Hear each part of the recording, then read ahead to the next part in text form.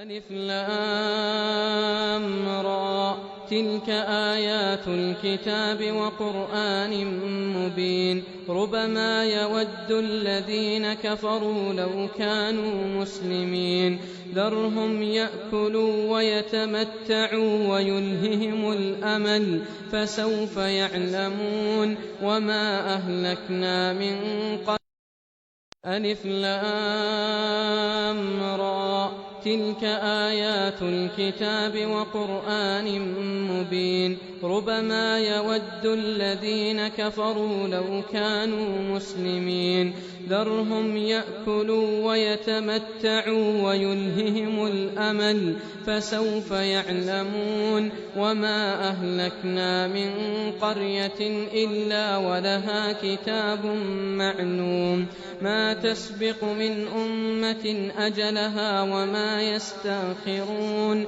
وقالوا يا أيها الذي نزل عليه الذكر إنك لمجنون لو ما تأتينا بالملائكة إن كنت من الصادقين ما ننزل الملائكة إلا أعوذ بالله من الشيطان الرجيم بسم الله الرحمن الرحيم سأل سائل بعذاب واقع للكافرين ليس له دافع من الله ذي المعارج تعرج الملائكة والروح إليه في يوم كان مقداره 50,000 سنة فاصبر صبرا جميلا إنهم يرونه بعيدا ونراه قريبا يوم تكون السماء كالمهل وتكون الجبال كالعهن ولا يسأل حميم حميما يبصرونهم يود المجرم لو يفتدي من عذاب يومئذ ببنيه وصاحبته وأخيه وفصيلته التي تؤويه ومن في الأرض جميعا ثم ينجيه كلا إنها لظى نزاعة للشوى تدعو من أدبر وتولى وجمع فأوعى إن الإنسان خلق هلوعا إذا مسه الشر جزوعا وإذا مسه الخير منوعا إلا المصلين الذين هم على صلاتهم دائمون والذين في أموالهم حق معلوم للسائل والمحروم والذين يصدقون بيوم الدين والذين هم من عذاب ربهم مشفقون إن عذاب ربهم غير مأمون والذين هم لفروجهم حافظون إلا على أزواجهم أو ما ملكت أيمانهم فإنهم غير ملومين فمن ابتغى وراء ذلك فأولئك هم العادون والذين هم لأماناتهم وعهدهم راعون والذين هم بشهاداتهم قائمون والذين هم على صلاتهم يحافظون أولئك في جنات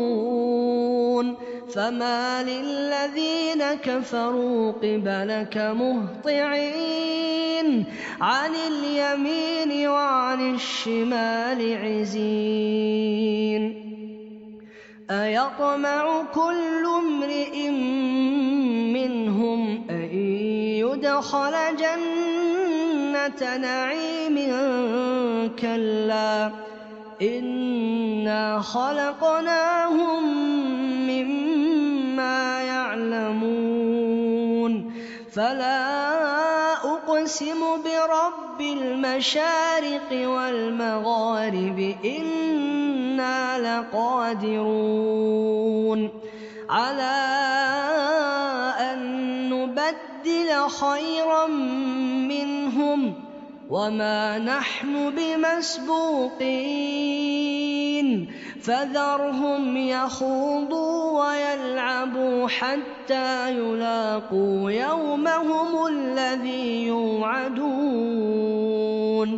يوم يخرجون من الأجداث سراعا كأنهم إلى نصب يوفضون خاشعة أبصارهم ترهقهم ذلة ذلك اليوم الذي كانوا يوعدون.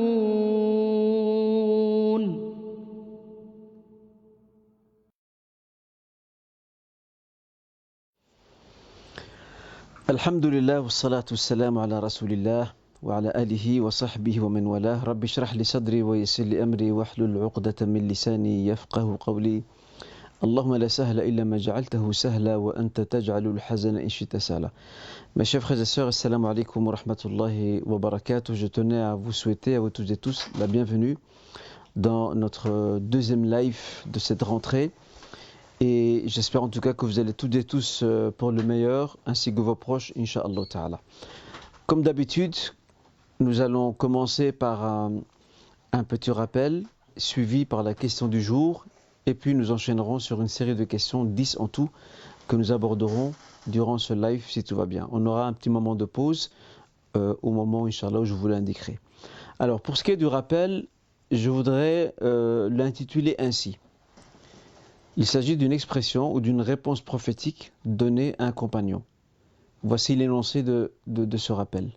Salli fa innaka lam tusalli. Prie parce que tu n'as pas prié. Cette phrase, mes chers frères et sœurs, c'est une phrase et c'est une réponse donnée par le messager sallallahu alayhi wa sallam lorsque il était présent dans sa mosquée et qu'un compagnon est entré et est parti prier, puis est venu saluer le messager qui lui rendit son salam et lui dit Salli fa innaka lam tusalli. Prie parce que tu n'as pas prié. L'homme retourne à prier une deuxième fois et puis une troisième fois. Et à chaque fois le messager lui tient et lui prodigue la même réponse. Salli fa innaka lam tusalli. Et après 3 fois, cet homme revient vers le messager et lui dit par celui qui t'a envoyé, je ne connais pas d'autre prière que celle-ci. Apprends-moi donc. Et c'est là que le messager va lui apprendre la façon correcte de prier. Il va lui dire, lorsque tu te lèves pour célébrer la prière, commence par le takbir. Ensuite, tu réciteras ce que tu sais du Saint-Coran, ce qui inclut la Fatiha plus quelques versets que l'on connaîtrait du Saint-Coran. Ensuite, tu feras le ruku', donc l'inclinaison. Et le prophète lui dit, si tu t'inclines, reste apaisé dans ton inclination. Et lorsque tu te redresses, reste également apaisé dans ton inclinaison. dans ton redressement, pardon. Et lorsque tu vas vers la prosternation, la même chose, en t'asseyant également, et ceci jusqu'à la fin de ta prière. Alors, pourquoi le prophète sallallahu alayhi wa sallam a repris ce compagnon à 3 reprises, et à chaque fois, il lui dit « Salli fa innaka lam tusalli » prie parce que tu n'as pas prié. Parce qu'en fait, ce compagnon pensait bien faire et précipiter les mouvements de sa prière. Et j'ai envie de dire qu'aujourd'hui, c'est un peu ce que nous toutes et tous faisons malheureusement. Quelque part, on bâcle un peu la prière. C'est une série de mouvements, de gesticulations rapides, sans âme, malheureusement souvent sans concentration. Hop, on monte, on descend, on remonte, et on redescend, on salue, puis on s'en va. Eh bien, j'ai envie de dire que j'ai vraiment l'impression que le messager, sallallahu alayhi wa sallam, en fait, cette réponse, quelque part, il la donne un peu à nous toutes et tous aujourd'hui. Comme si sa réponse s'adressait aussi à nous aujourd'hui. Salli fa innaka lam tusalli. C'est un appel, mes chers frères et sœurs, à ce que nous fassions de l'effort. Ce n'est jamais facile. Et surtout la concentration, c'est la chose la plus difficile dans la prière. C'est un vrai combat, un vrai djihad pour y arriver.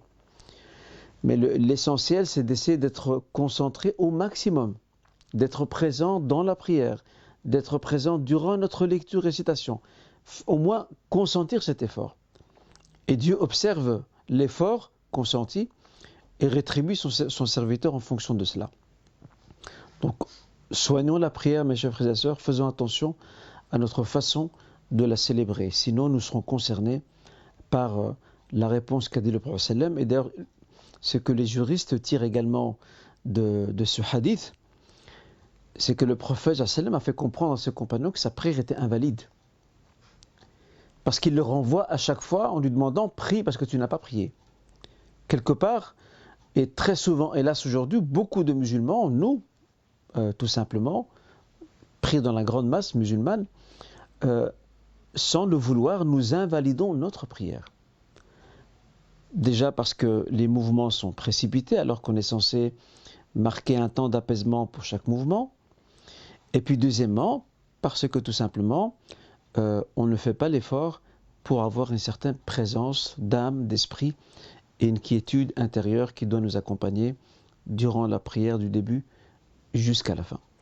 Ceci était pour ce qui est du rappel que je tenais à partager avec vous. Maintenant, permettez-moi de passer à la question du jour. Alors la question du jour, je l'ai intitulée ainsi. Et il en sera ainsi pour tous les prochains lives, chaque rappel et chaque question du jour auront un intitulé ou des intitulés. Maintenant, permettez-moi de passer à la question du jour. Pour ce qui est de la question du jour, je l'ai appelée ainsi. Les réseaux sociaux ou l'absorption du temps. Et je voudrais démarrer la question du jour par une expérience vécue par un savant médinois, qui est un savant très connu, il est encore vivant aujourd'hui. C'est une sommité à Médine. C'est un homme d'une très grande piété, très spirituel dans ses cours, dans ses rappels. D'ailleurs, vous trouverez même sur le net beaucoup de ses interventions qui ont été sous-titrées en français. C'est le Cheikh Mohammed al-Mukhtar al-Shinqiti. Que Dieu le préserve. Le Cheikh Mohammed al-Mukhtar al-Shinqiti fut un temps, il n'avait pas de compte Twitter. Et certains de ses connaissances le pressaient un peu pour qu'il ouvre un compte. Lui, il n'est pas très réseaux sociaux. Lui, c'est quelqu'un, c'est sa maison, c'est la mosquée du prophète sallam où il donne cours, c'est l'université où il donne cours, et puis chez lui, avec sa famille, avec ses livres, avec bien sûr le reste certainement qu'il fait au niveau de sa prière, de sa méditation, etc. Il a cédé à la pression. Il a cédé à la pression. Écoutez la suite de l'histoire. Il a cédé à la pression et qu'a-t-il fait ? Il s'est un peu renseigné comment il fallait s'y prendre parce que bon, c'est nouveau pour lui. Donc on l'a aidé à créer un compte Twitter. Et dès que les gens ont su qu'il avait un compte Twitter, ils ont commencé à tweeter, à lui envoyer des tweets et des messages. Parce que tout le monde voulait s'abonner à son compte. Et le cheikh raconte cette expérience amère qu'il a eue avec Twitter. Et il dit, quand j'ai commencé, après cette l'Aïcha, j'ai commencé à recevoir des tweets, j'ai commencé à répondre, j'ai commencé à partager des petits rappels. Je n'ai pas vu le temps filer jusqu'à ce que j'ai entendu l'appel de l'après de l'Fajr. Et il dit, j'étais choqué. Il dit, je n'ai même pas consacré une petite temps de la nuit juste pour lire le Coran ou pour prier quelques raka'at ou pour faire un peu de dhikr. Tout mon temps est parti dans Twitter. Et c'est ce que dit le cheikh ici est vraiment révélateur d'une grosse problématique qu'on a aujourd'hui un peu partout dans le monde, hein, pas seulement ici. C'est que les gens ils sont surconnectés aux réseaux sociaux. Certains ne vivent que de ça. Matin et soir, ils sont sur leur téléphone ou sur leur portable. Je ne dis pas qu'il faut bannir Twitter, qu'il faut bannir Facebook. Non, pas du tout. Ça peut être utile, partager un rappel ou aller chercher un rappel, que ce soit YouTube ou Instagram ou n'importe quel autre réseau social. Mais il faut apprendre la juste mesure. Et c'est dramatique de voir, moi j'entends parler de certains frères qui, lorsqu'ils rentrent du travail et qu'ils passent un petit moment avec leur famille, le reste de la soirée, il est sur son PC, sur Facebook, jusqu'à des heures tardives de la nuit. Il envoie des messages, il en reçoit, il répond, il réplique, il taquine, il pique l'un, il pique l'autre. Et c'est comme ça que les jours, les semaines, les mois, les années défilent. Et cette même personne, dans 15, 20, 30 ans, elle sera toujours la même. Elle sera toujours la même parce qu'elle n'aura pas du tout évolué, ni sur le plan de son savoir, qu'il soit religieux ou profane, ni non plus au niveau de sa piété, de sa spiritualité, de son lien avec Dieu, de son lien avec le Coran Karim, avec le dhikr, etc., etc. Donc mes chers frères et sœurs, on doit apprendre à dire non aux réseaux sociaux. Il ne faut pas les bannir, certes, mais on doit apprendre à certains moments à leur dire non, à les éteindre et à essayer de se reconcentrer sur soi-même. Il y a quelqu'un qui m'a partagé une réflexion il y a quelques jours. Il me disait que, parce qu'il y a eu une panne, je pensais moins d'une semaine de cela, c'était je pense lundi en fin d'après-midi. Il y avait une panne au niveau de WhatsApp, Facebook, Instagram, etc. Bref, les réseaux sociaux les plus utilisés étaient hors service. Eh bien, un frère raconte, il dit moi qui ai l'habitude d'aller sur mon téléphone, je reçois une notification, je veux voir ce qui se passe, l'actualité par-ci, un tel a répondu cela. Il dit ça m'a fait du bien. Il dit pour la première fois, je me sens libéré, affranchi de cette drogue, de cette addiction que représentent les réseaux sociaux. Et il avoue, il dit c'est une drogue. Pour la première fois, je me sens complètement déconnecté. Et j'ai senti du bien. Il dit j'ai pris un livre, j'ai commencé à lire. Et c'est vrai que de temps en temps, il était attiré par son téléphone pour aller voir si de nouveau le réseau n'a pas été rétabli. Mais tout compte fait, il a perdu espoir parce qu'il a vu que ça s'est prolongé et il s'est reconcentré sur autre chose. N'est-ce pas dramatique, mes chers frères et sœurs, de voir que tout notre temps est bouffé et absorbé par les réseaux sociaux? Je ne parle même pas de ceux qui créent des conflits dans leur famille, dans leur vie de couple, à cause des réseaux sociaux. Parce qu'ils sont dans un monde virtuel, ils ne sont plus dans le monde réel. Ils ont perdu le sens des réalités, ils ont perdu le sens du contact avec les gens. Il y a un individualisme à outrance, parce qu'on est connecté à une toile, à des réseaux sociaux, à du virtuel, derrière ces écrans, et on perd le sens des relations humaines, ce qui est assez dramatique. Donc j'espère, Inch'Allah Ta'ala, que cette question du jour que j'ai voulu partager avec vous nous ramènera à l'essentiel et surtout à apprendre à se soigner de l'addiction des réseaux sociaux, être tout le temps en train de regarder dans son téléphone, est-ce qu'il y a un message, attends je vais voir sur WhatsApp qu'est-ce qui se passe, sur Facebook. Il faut être capable dans la journée. Je ne parle pas des gens qui durant leurs heures de travail, cela fait partie de leurs prérogatives, ils doivent aller sur Facebook, ils doivent aller sur YouTube, je ne parle pas de ces gens-là. Mais même ces gens-là, je leur dirais, après le travail, déconnectez tout. Revenez à l'essentiel, concentrez-vous sur ce qui est le plus important. C'est vous-même, ce sont vos proches, c'est votre foi, c'est votre prière, c'est votre livre saint, c'est le dhikr, c'est Allah Azza wa Jal, etc. Voilà donc mes chers frères et sœurs pour ce qui est de ce rappel, Inch'Allah Ta'ala. Et nous allons sans plus tarder avancer, Inch'Allah, ou plutôt commencer à répondre aux premières questions. Alors, comme je l'ai indiqué, nous avons 10 questions en tout. La première est la suivante. Peut-on faire usage d'une crème, produit fait à base de l'eau de la mer morte? C'est une très bonne question. Je dirais d'emblée que la question de ce fameux village qui a été maudit par le Seigneur Azza wa Jal et qui a même été détruit par le Seigneur, qui est ce fameux village du prophète Lot, alayhi salam, l'emplacement géographique de ce village a fait débat entre les savants et les historiens. Certains disent qu'il se trouve du côté de la mer Morte, d'autres contestent ce fait et disent qu'il se trouve ailleurs. En tout cas, il est dans le Cham, ça c'est certain. Dans le Cham comprend la Syrie, la Palestine, la Jordanie et le Liban, c'est ça le Cham. En tout cas dans la géographie ancienne. Et donc effectivement, ce débat existe. Et chacun a ses arguments pour appuyer le fait que soit que le village de Lot alayhi salam qui a été châtié, puni et qui a été éradiqué de la terre et effacé de la carte se trouvait bien du côté de la mer Morte, et d'autres contestent ce fait-là et le situent dans un autre endroit. Quoi qu'il en soit, moi je pense dans cette affaire, le fin mot de l'histoire appartiendra plutôt aux archéologues. Je ne suis pas expert dans l'archéologie, je ne sais même pas s'il y a des études, peut-être probablement qu'il y a des études qui ont été faites, des recherches archéologiques qui ont été faites dans cette région-là pour essayer de trouver une trace de ce fameux village.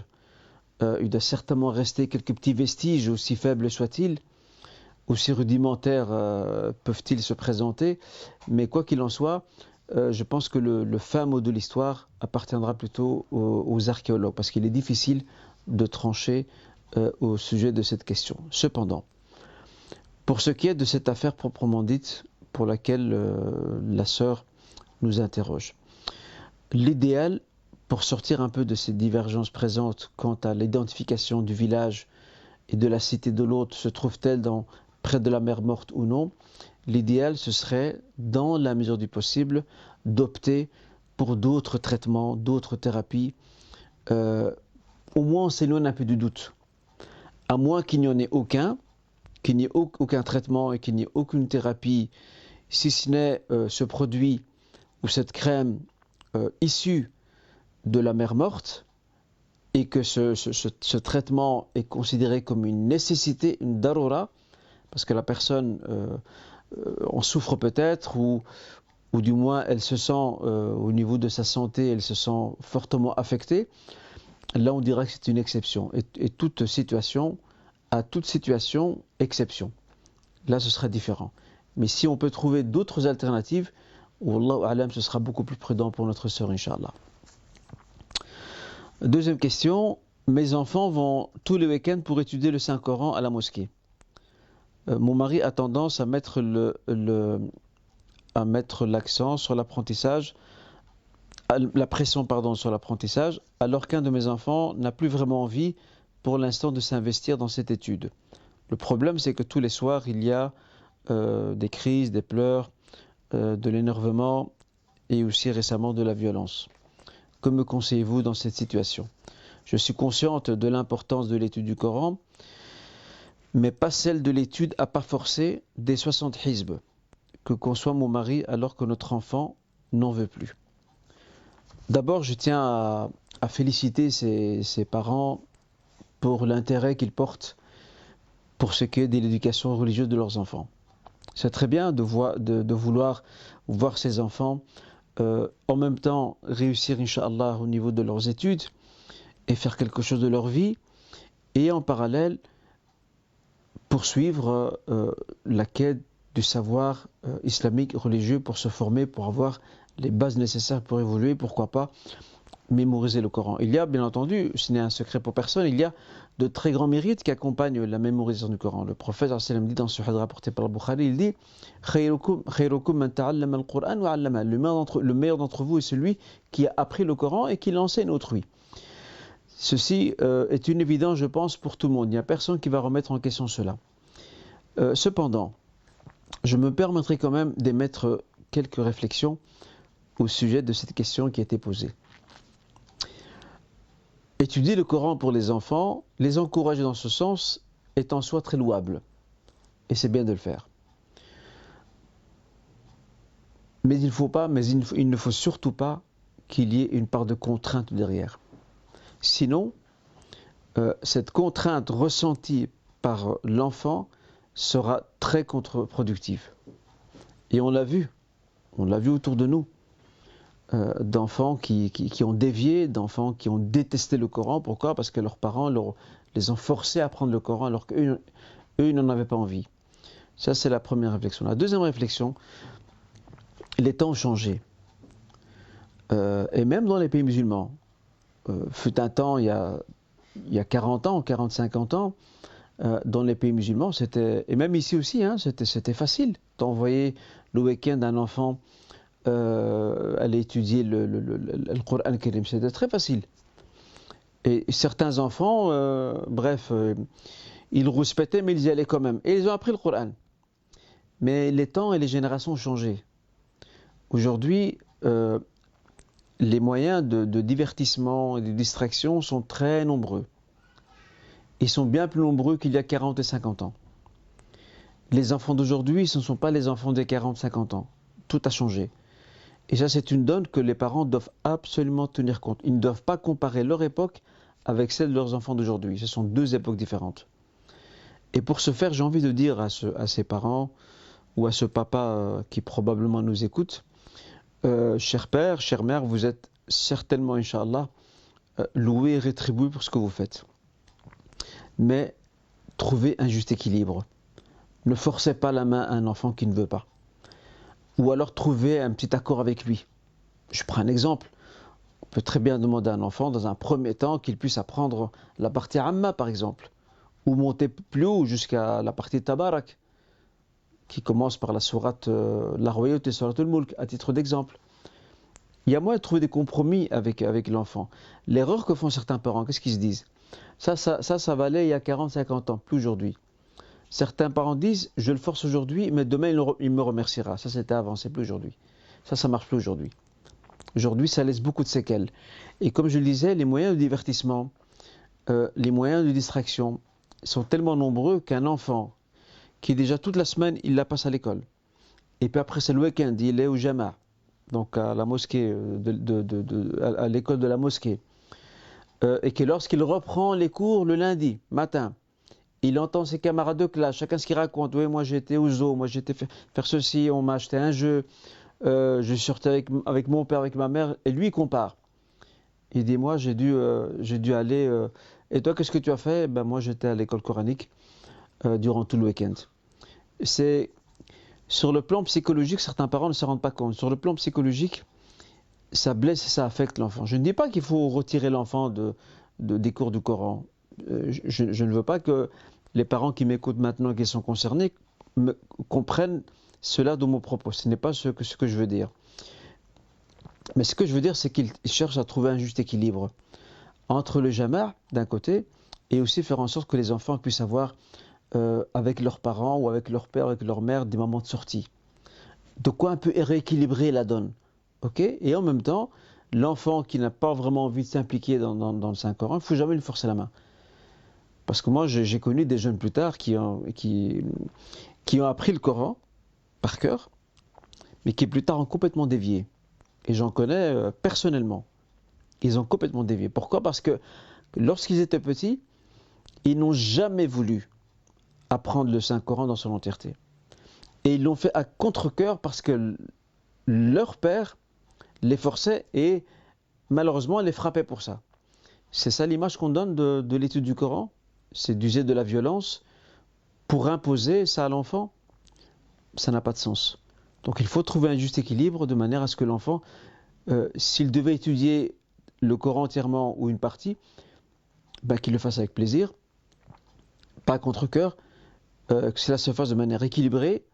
Ça se passe le week-end, au moins le trouver, je ne sais pas moi, l'après-midi du week-end, qu'il puisse avoir une sortie avec ses parents, faire une activité ou une activité sportive ou n'importe quel type d'activité qui lui fera prendre conscience que voilà, qu'on ne t'enferme pas dans dans une classe la semaine et le week-end sans que tu aies des moments de quartier libre où tu peux un peu te défouler, te changer les idées, prendre un peu de l'air.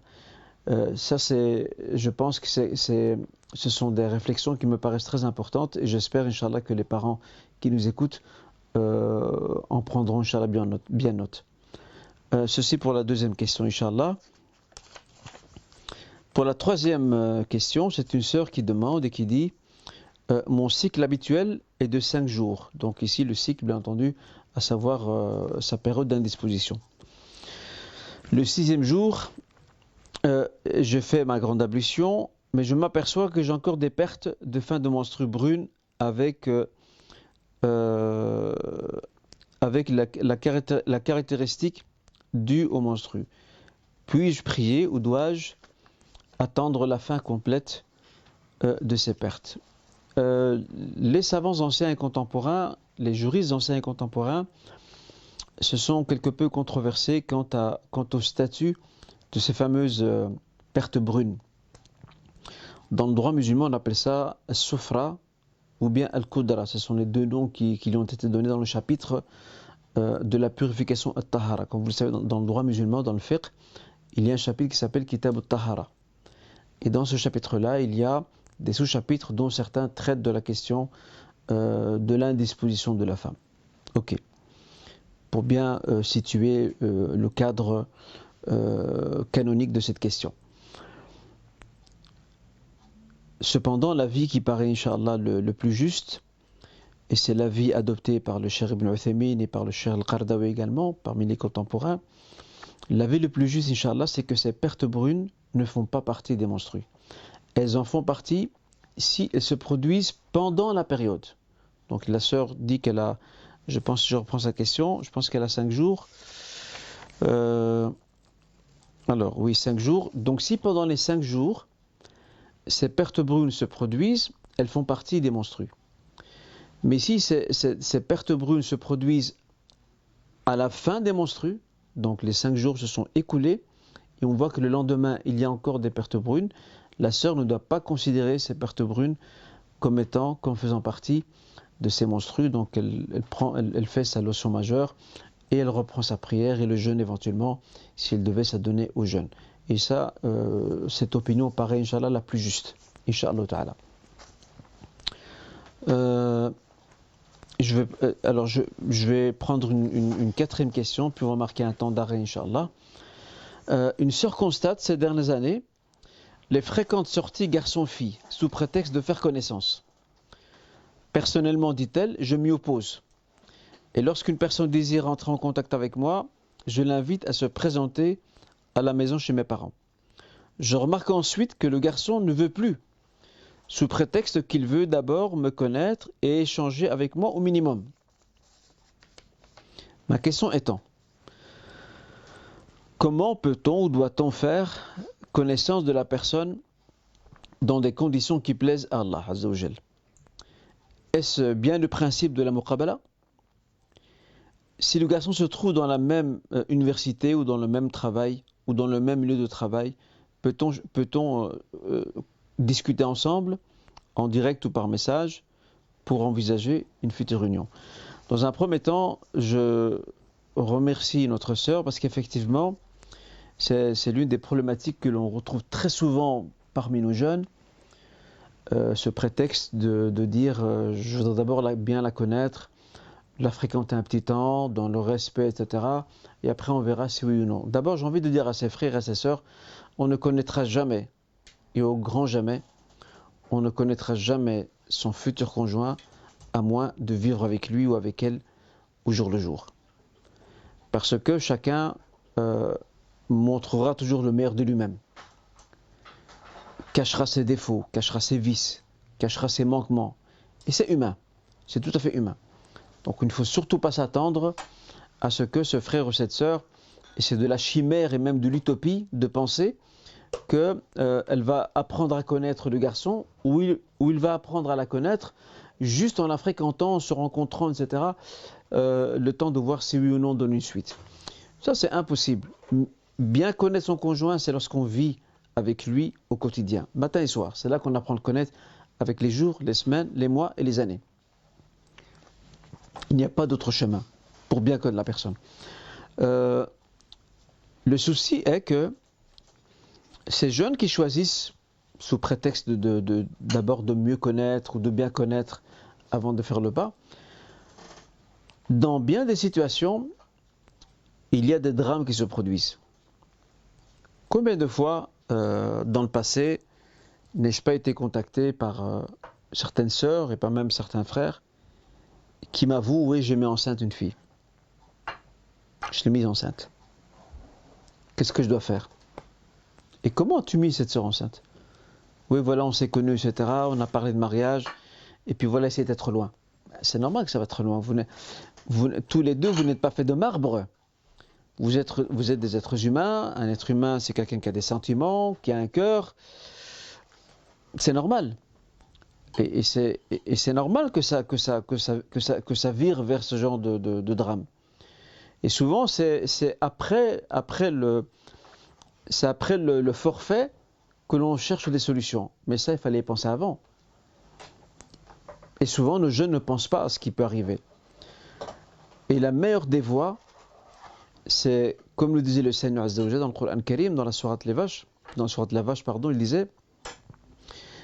il disait Fa'tul buyut min abwabiha, entrer dans une demeure par sa porte, ou par leur porte.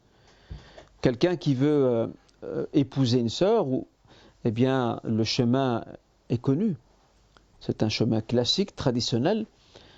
C'est de venir demander la sœur en mariage, tout simplement. Bien sûr, il a le droit de se renseigner à son sujet, tout comme elle est aussi en droit de se renseigner à son sujet. Il n'y a aucun souci par rapport à cela, mais ces fréquentations, déjà, elles comportent un risque de dérive morale. Et deuxièmement, au grand jamais, ni l'un ni l'autre n'obtiendra le résultat qu'il recherche. Il ne pourra l'obtenir que s'ils sont sous le même toit. Et j'ai envie de rajouter également ce point qui me paraît important avant de terminer la fin de la question de notre sœur. Nous devons aujourd'hui, nos jeunes doivent reconsidérer la sacralité de l'institution du mariage.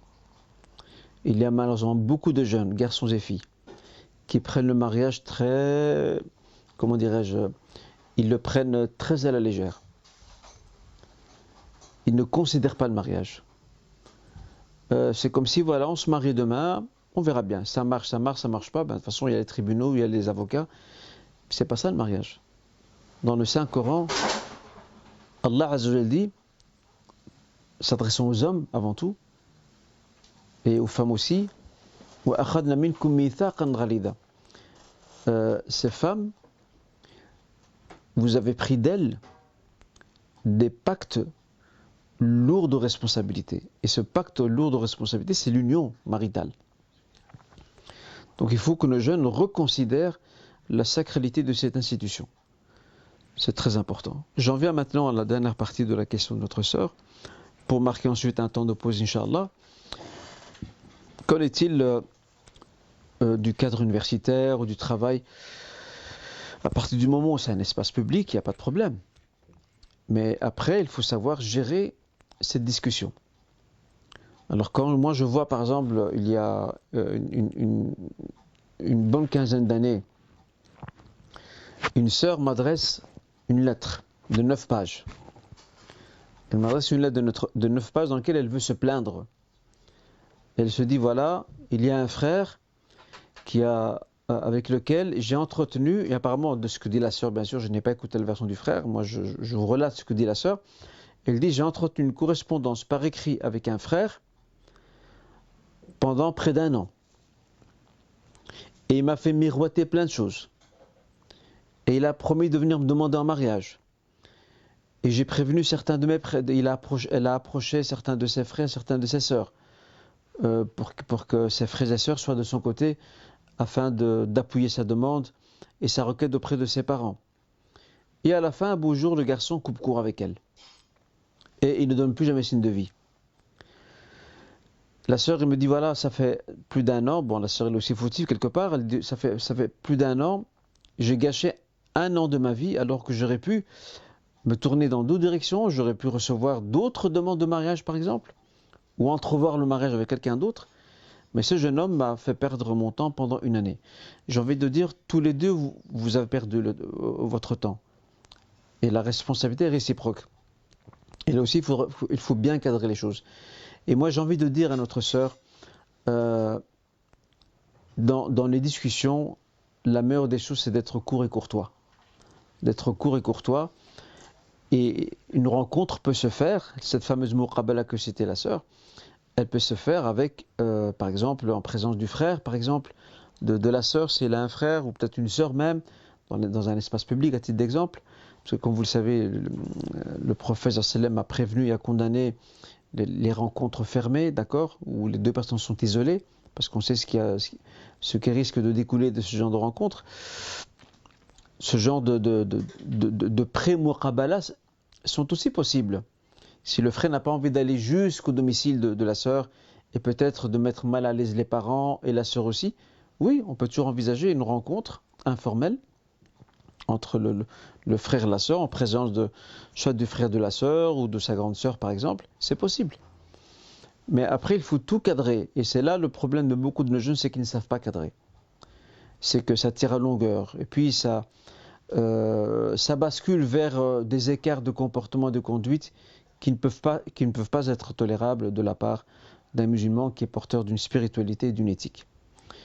C'est là-dessus, Inch'Allah, que je conclue cette réponse et je vous donne rendez-vous, Inch'Allah, dans quelques minutes pour la reprise de la suite de nos questions. Restez avec nous. Wassalamu alaikum wa rahmatullah. أعوذ بالله من الشيطان الرجيم بسم الله الرحمن الرحيم تبارك الذي بيده الملك وهو على كل شيء قدير الذي خلق الموت والحياة ليبلوكم أيكم أحسن عملا وهو العزيز الغفور الذي خلق 7 سماوات طباقا ما ترى في خلق الرحمن من تفاوت فارجع البصر هل ترى من فطور ثم ارجع البصر كرتين ينقلب إليك البصر خاسئا وهو حسير ولقد زينا السماء الدنيا بمصابيح وجعلناها رجوما للشياطين وأعتدنا لهم عذاب السعير وللذين كفروا بربهم عذاب جهنم وبئس المصير إذا ألقوا فيها سمعوا لها شهيقا وهي تفور تكاد تميز من الغيظ كلما ألقي فيها فوج سألهم خزنتها ألم يأتكم نذير قالوا بلى قد جاءنا نذير فكذبنا وقلنا ما نزل الله من شيء إن أنتم إلا في ضلال كبير وقالوا لو كنا نسمع أو نعقل ما كنا في أصحاب السعير فاعترفوا بذنبهم فسحقا لأصحاب السعير إن الذين الذين يخشون ربهم بالغيب لهم مغفرة وأجر كبير وأسروا قولكم أو اجهروا به إنه عليم بذات الصدور ألا يعلم من خلق وهو اللطيف الخبير هو الذي جعل لكم الأرض ذلولا فامشوا في مناكبها وكلوا من رزقه وإليه النشور أأمنتم من في السماء أن يخسف بكم الأرض فإذا هي تمور أم أمنتم من في السماء أن يرسل عليكم حاصبا فستعلمون كيف نذير ولقد كذب الذين من قبلهم فكيف كان نكير أولم يروا إلى الطير فوقهم صافات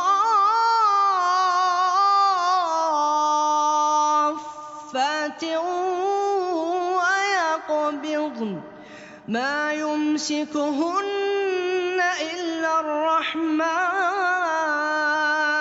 إنه بكل شيء بصير أمن هذا الذي هو جند لكم ينصركم من دون الرحمن إن الكافرون إلا في غرور أمن هذا الذي يرزقكم إن أمسك رزقه بل لجوا في عتو ونفور أفمن يمشي مكبا على وجهه أهدى أمن يمشي سويا على صراط مستقيم قل هو الذي أنشأكم وجعل لكم السمع والأبصار والأفئدة قليلا ما تشكرون قل هو الذي ذرأكم في الأرض وإليه تحشرون ويقولون متى هذا الوعد إن كنتم صادقين قل إنما العلم عند الله وإنما أنا نذير مبين فلما رأوه زلفة سيئت وجوه الذين كفروا وقيل هذا الذي كنتم به تدعون قل أرأيتم إن أهلكني الله ومن معي أو رحمنا فمن يجير الكافرين من عذاب أليم قل هو الرحمن آمنا به وعليه توكلنا فستعلمون من هو في ضلال مبين قل أرأيتم إن أصبح ماؤكم غورا فمن يأتيكم بماء معين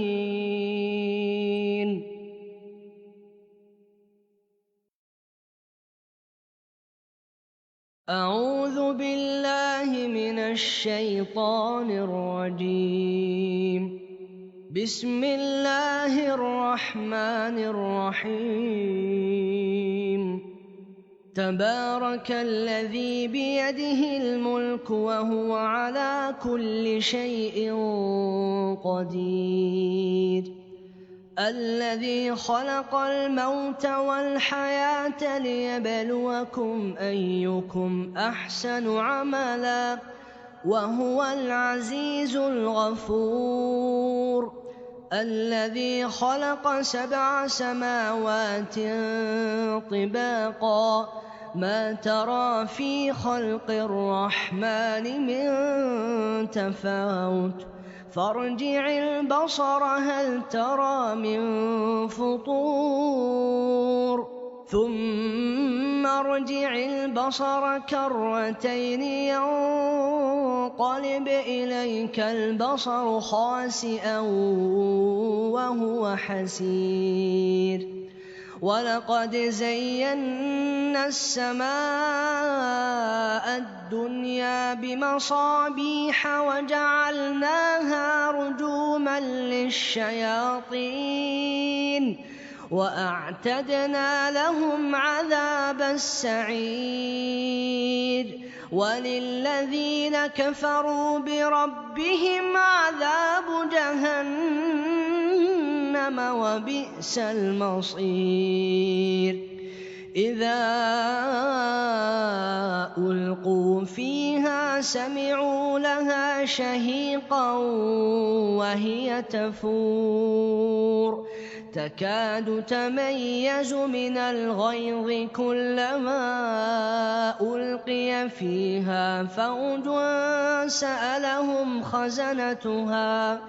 سألهم خزنتها ألم يأتكم نذير قالوا بلى قد جاءنا.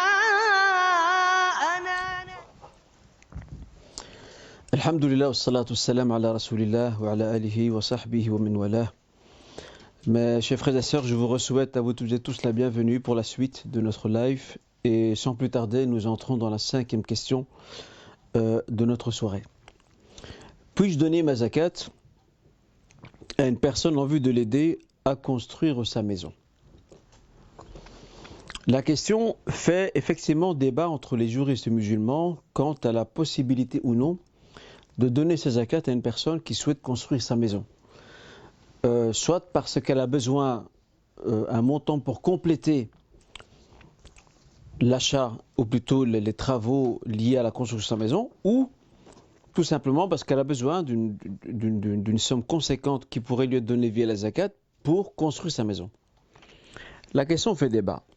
Ce qui est certain, c'est qu'il faut voir de près la situation de la personne. Ainsi, si la personne a des moyens, elle vit alhamdoulilah normalement, elle se suffit à elle-même,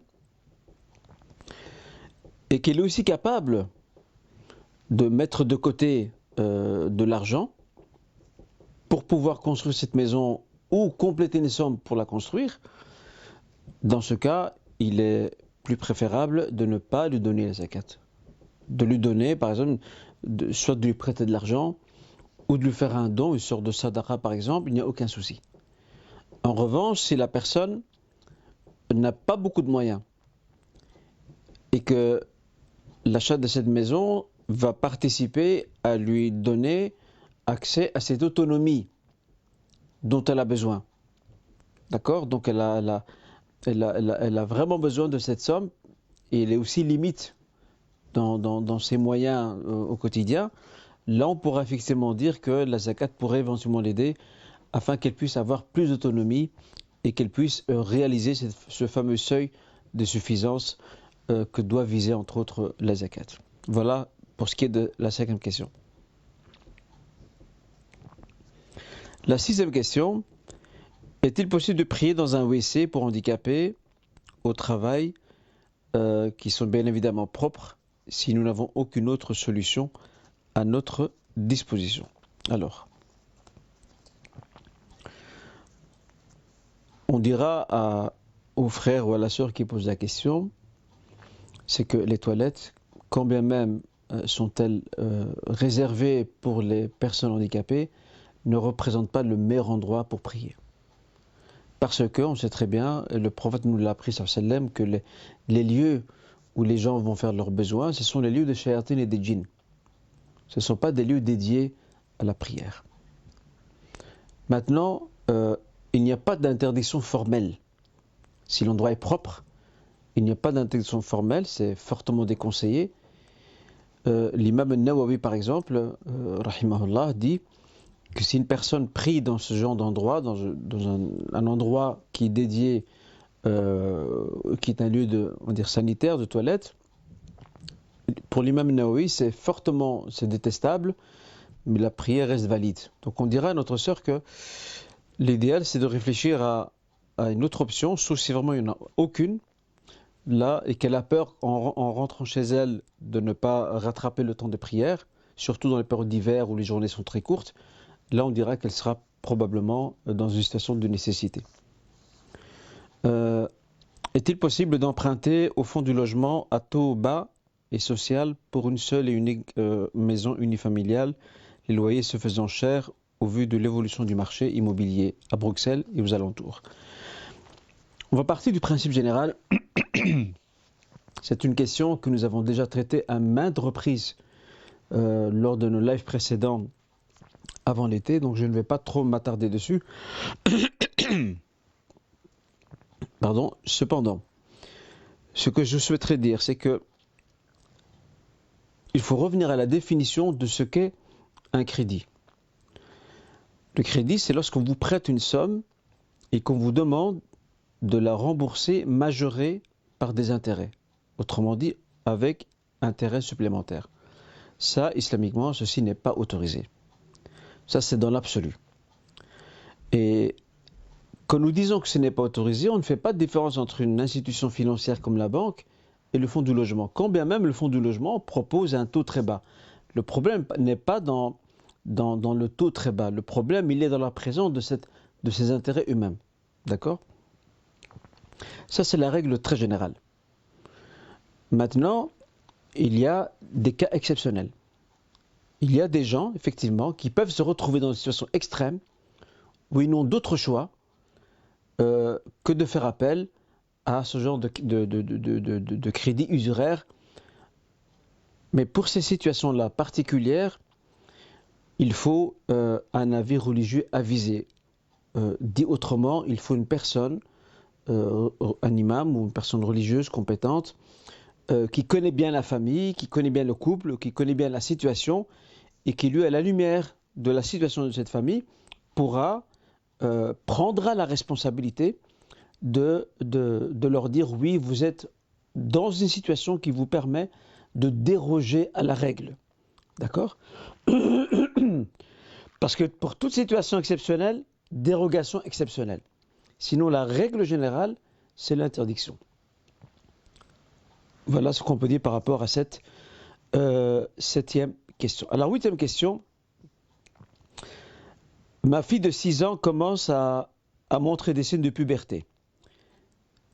Si elle entame une puberté précoce, comme nous le craignons, et qu'elle a ses règles à 6 ou 7 ans, est-ce que l'obligation de jeûner, du jeûne et de la prière s'applique pour elle? C'est une très bonne question.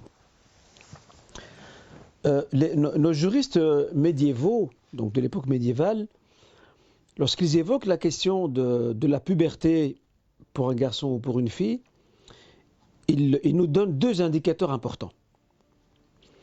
Des indicateurs qui sont d'ordre physique, à savoir, par exemple, l'apparition de poils sur le corps du garçon ou de la fille. Là également, pour ce qui est de la fille, les menstrues. Et ils ajoutent aussi un autre indicateur qui est celui de l'âge. Et là, ils parlent plus d'âge minimal. Ils parlent souvent de 9 ans. Et ça, c'est un point que l'on retrouve beaucoup dans les livres de droit musulmans, de fiqh, dans la littérature musulmane juridique classique et médiévale. On la retrouve beaucoup, ce qui est indiqué qu'il y avait à cette époque-là, durant ces siècles-là, beaucoup de filles qui accédaient à la puberté à l'âge de 9 ans. Aujourd'hui, c'est plutôt exceptionnel. Ce n'est pas une règle générale. Et ça démontre à quel point l'être humain est influencé par son environnement. Encore aujourd'hui, attention, hein, dans certains villages reculés au Maroc ou même dans d'autres pays d'Afrique ou d'Asie, on peut encore trouver des jeunes filles ou même des jeunes garçons qui deviennent pubères de manière très précoce. Parce que l'environnement n'est pas le même. L'environnement, l'alimentation, il y a beaucoup de facteurs qui entrent en ligne de compte et qui influencent l'évolution physique de l'enfant. Sinon, le signe le plus important, c'est celui des menstrues pour la fille, de l'apparition de poils sur le corps pour le garçon et pour la fille. Je résume. Hein. Maintenant, pour ce qui est du cas de la fille de ce frère qui s'interroge quant à cette puberté précoce, implique-t-elle que la fille doit prier et jeûner? La prière, oui, la prière devient obligatoire. Maintenant, le jeûne, j'aurais tendance à dire à ce frère et à son épouse de se renseigner éventuellement, de demander conseil à un médecin, parce que là, il n'y aura pas que le côté religieux qui va intervenir, à savoir le signe de la puberté qui rend la personne devant Dieu responsable, mais il y a aussi l'aptitude physique à pouvoir assumer le jeûne. Un enfant de 6 ans, de 7 ans, c'est un enfant dont la constitution physique est encore fragile, on ne peut pas la comparer avec celle d'un adulte. Et il se peut que le jeûne soit préjudiciable pour cet enfant, pour cette fille de 6 ou 7 ans. Je dis il se peut. Mais là, je pense qu'il faut un avis médical éclairé pour savoir si oui ou non l'enfant ou la fille qui a franchi le seuil de la puberté par l'apparition des menstrues à 6 ou 7 ans, est-ce qu'elle peut jeûner à ce moment-là? Parce que là, on va se déplacer on va déplacer le curseur sur un autre angle. On ne sera plus sur l'angle de la condition religieuse qui institue la responsabilité juridique d'une personne musulmane devant Dieu. On sera sur celui de la capacité, al-qudra. Et le jeûne n'a pas été institué pour faire souffrir les gens. Le jeûne a été institué pour que la personne puisse vivre sa foi, sa spiritualité et surtout qu'elle ait l'aptitude physique suffisante pour l'assumer. Donc moi je pense que l'éclairage médical pourra aussi aider, Inch'Allah Ta'ala, Wallahu A'lam. Alors là, c'est une question un peu spéciale. Je suis un amateur de manga, bande dessinée japonais, et voudrais savoir s'il est permis de se constituer une bibliothèque de ceux-ci, ainsi que l'acquisition de figurines de décoration représentant des personnages de ces fictions. La question des dessins animés, j'en avais déjà parlé avant l'été, dans un live. Je vais expliquer qu'il n'y avait aucun problème par rapport à cela.